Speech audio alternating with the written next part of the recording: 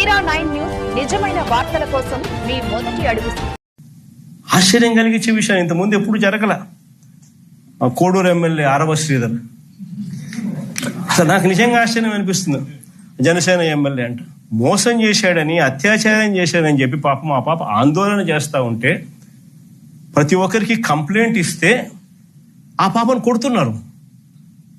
ఆ పాప రోడ్డెక్కితే ఆ పాప రోడ్డెక్కి నాకు అన్యాయం జరిగిందని ఆ పాప చెప్తే ఆ పాపను కొడుతున్నారు పోలీసుల సమక్షంలో.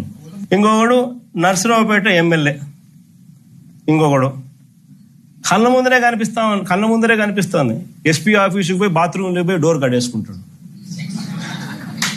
అసలు ఎస్పీ ఆఫీసులోకి పోవడం ఏంది, బాత్రూమ్ లేకపోయి నువ్వు డోర్ గడేసుకోవడం ఏంది, డోర్ గడేసుకొని నువ్వు స్ట్రైక్ చేయడం ఏంది? దానికి చంద్రబాబు నాయుడు పంచాయతీ చేస్తాడు. పోయి లోపల బొక్కలో వేయకుండా చంద్రబాబు నాయుడు పంచాయతీ చేస్తాడు. ఇంకోడు చూస్తాడు బిఆర్ నాయుడు అని, ఇంకోడు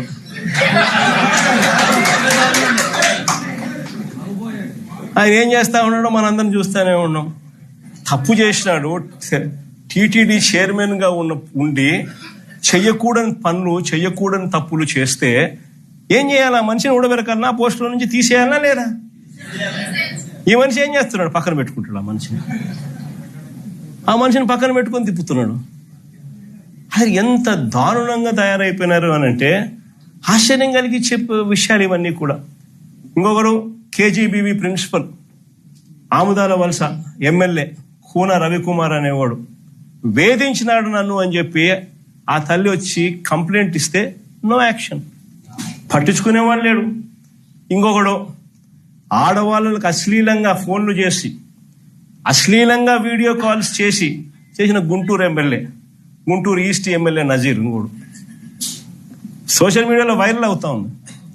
ఆడవాళ్ళకి ఫోన్ చేసి అశ్లీలంగా ఈ మనిషి వ్యవహరిస్తూ ఉండడం కనపడతా ఉంది. ఏం చేయాలి చంద్రబాబు నాయుడు? యాక్షన్ తీసుకోవాలన్నా, జైల్లో పెట్టాలన్నా, కనీసం ఇట్లా జరగకుండా అట్లా చేస్తేనే కదా ఇట్లా జరగకుండా ఉంటాయి. No action. ఇంకొకడు మహిళలపై దారుణమైన లైంగిక దాడికి చేసినాడు. ఇంకోడు పేరు కోనేటి ఆదిమూలం. దారుణంగా మహిళలపై లైంగిక దాడికి పాల్పడ్డా ఆ వీడియోలు బయటికి వచ్చినా ఆ ఆదిమూలంపై నో యాక్షన్. వీళ్ళంతా ఎమ్మెల్యేలు. ఒకరిని చూసి ఒకడు చేస్తే ఏం యాక్షన్ లేదు, సరే ఆయన మీద ఏం యాక్షన్ లేదు, ఇంక నా మీద ఏం యాక్షన్ తీసుకుంటారని ఇంకొకడు, ఒకరిని చూసి ఇంకొకడు. అందరూ కూడా రాక్షసులు అవుతా ఉన్న పరిస్థితులు. ఇంకొకడు సరే ఎమ్మెల్యేల కథ దేవుడు ఎరుగు. సంధ్యారాణి అని ఒక మంత్రి పిఏ మహిళలను లైంగికంగా వేధించినాడని చెప్తే ఆ పిఏ మీద కూడా నో యాక్షన్, పైగా ఆ మహిళ మీద కేసు.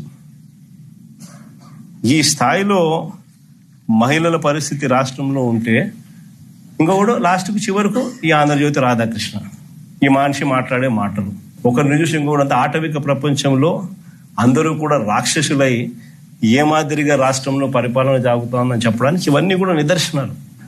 ఇలాంటి పరిస్థితుల మధ్య రాష్ట్రంలో యుద్ధం జరుగుతూ ఉంది.